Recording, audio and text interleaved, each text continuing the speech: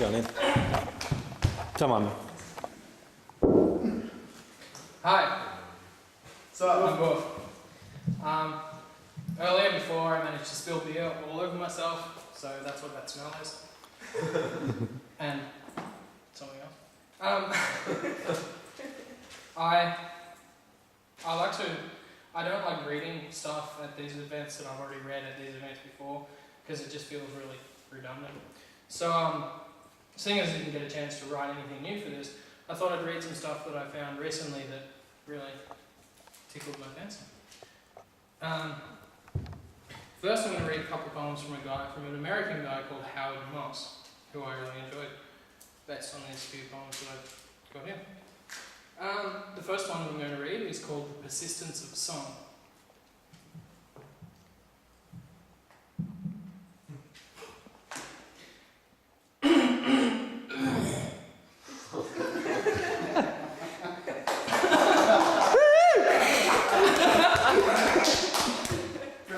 Although it is not yet evening, the secretaries have changed their frocks as if it was time for dancing.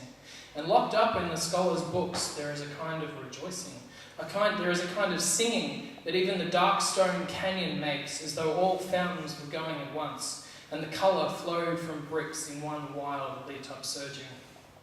What is the weather doing? And who arrived on a scallop shell with the smell of the sea this morning, creating a small upheaval high above the scaffolding, by saying all will be well? There is a kind of rejoicing. Is there a kind of rejoicing in saying all will be well? High above the scaffolding, creating a small upheaval, the smell of the sea this morning arrived on a scallop shell. What was the weather doing in one wild, lit upsurging? At once the colour flowed from bricks as though all fountains were going, and even the dark stone canyon makes here a kind of singing. And there is a kind of rejoicing, and locked up in the scholars' books there is a time for dancing. And when the secretaries have changed their frocks, and though it is not yet evening, there is the persistence of song. The next one I read, also Howard Moss, same dude, is called Tourists.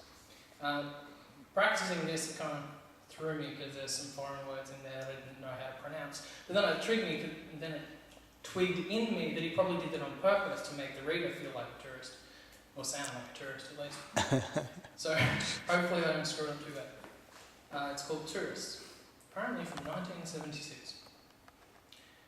Start again. Because I'm such a tough active one. Thanks, Tom. You did us all well.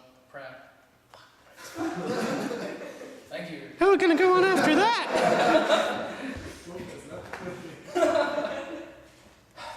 Cramped like sardines on the queens and sedated. The sittings all first, the roommates mismated. 3 nuns at the table, the waiter a barber, then dumped with our luggage at some frumpish harbour.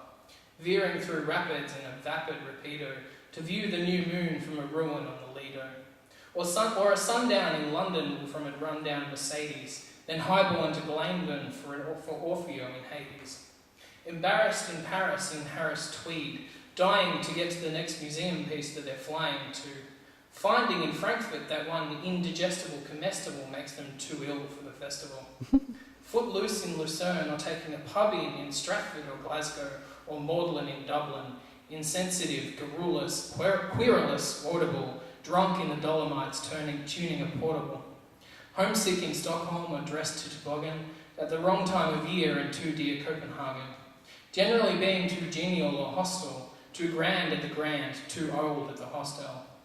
Humdrum conundrums, what's to become of them?